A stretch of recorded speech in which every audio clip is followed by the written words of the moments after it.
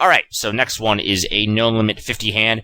Big blind is aggressive, 4 tabling Zoon Reg, 3 bets button 25%, 3 bets versus button 25%, 3 bets from big blind equals 12%. He has yet to 4-bet in a 540 sample, but of course I think that's not too relevant in this particular spot. Button is a huge 41-15 fish who is probably getting oral pleasure during play, or at least something that has caused the blood to drain out of his brain.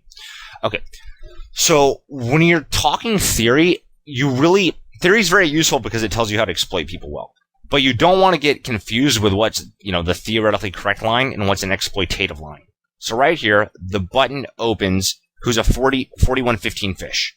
So if he's a 41-15 fish and you're 3-betting against a button open, and you're 3-betting against his open, that probably means your 3-bet is likely going to be reasonably strong and you're going reasonably thin for value. Because the button's probably, if he's a 41-15 fish, going to defend very wide and defend with hands he shouldn't be defending with. So when you're 3-betting, I don't really perceive this as an overall weaker 3-bet. I like to, in general, polarize my 3-bets. That's what makes sense in theory. But against this guy, you're probably much less polarized because he's just a fish and you can 3-bet, more weighted towards value with hands that shouldn't be value 3-bets. So you can argue over whether or not that makes your 3-betting range stronger or weaker. In general, I think it makes it a little bit different, though it's hard to say whether it's stronger or weaker because, equity doesn't necessarily mean a hand is better. The big blind 4-bets you cold who you think is really aggressive. Okay, so I don't know how big your sample is here, but okay, so 540 hands. Okay, so if he 4-bets cold here, when a button opens and you have 3-bet, a button fish open, I'm fine with calling. There's nothing wrong with calling a 4-bet or calling a 3-bet out of position. People don't like to do it because it makes your hand harder to play, but there's nothing wrong with doing it. Whereas here, when you 5-bet and you're 5-betting deep, I don't really think that's going to be effective for 140 big blinds. In theory, it's going to be absolutely awful.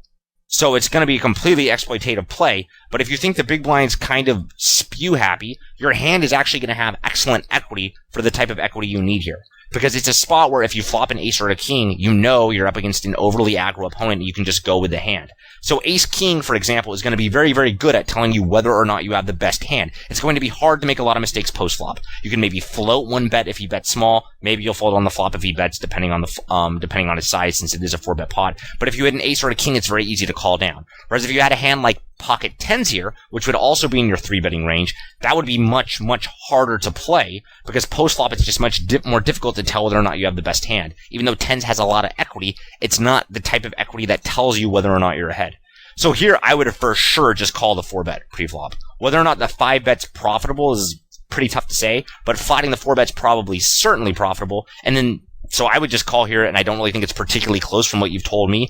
I get that he 3-bets the button too much, but 25% over a small sample, that is a lot, but I'm not going to go nuts here, and it's a lot different that he 4-bet cold. So I would definitely just call. So now on the flop, there's pretty much going to be 2 reasons to bet here. We have top pair, top kicker. The first is to get value from weaker hands.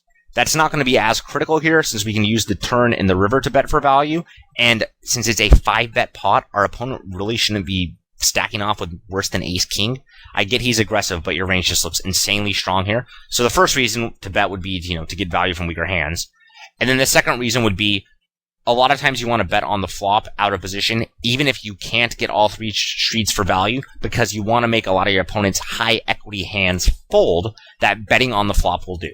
So for example, if I'm under the gun and I have a hand like pocket jacks and the button calls, if the flop comes like 10-7-3, it can make sense to bet with pocket jacks on the 10-7-3 flop because I make my opponent fold a lot of like ace-queen or queen-king type hands, and those are very high equity hands against my specific hand. So even if I can't bet pocket jacks for 3 streets of value, I still want to bet the earlier street because I deny my opponent an additional card with high equity hands against my specific hand.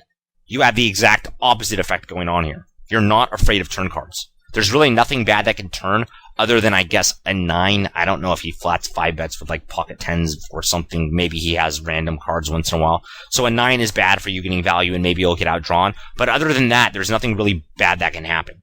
So I would start with checking, and I don't really think it's close. There's no real reason to bet here. And it's one of those spots if you're afraid to check because you think, well, once I check, my hand's going to be a bluff catcher and my opponent can have a ton of value hands. That's true, but that's the problem with 5-betting here.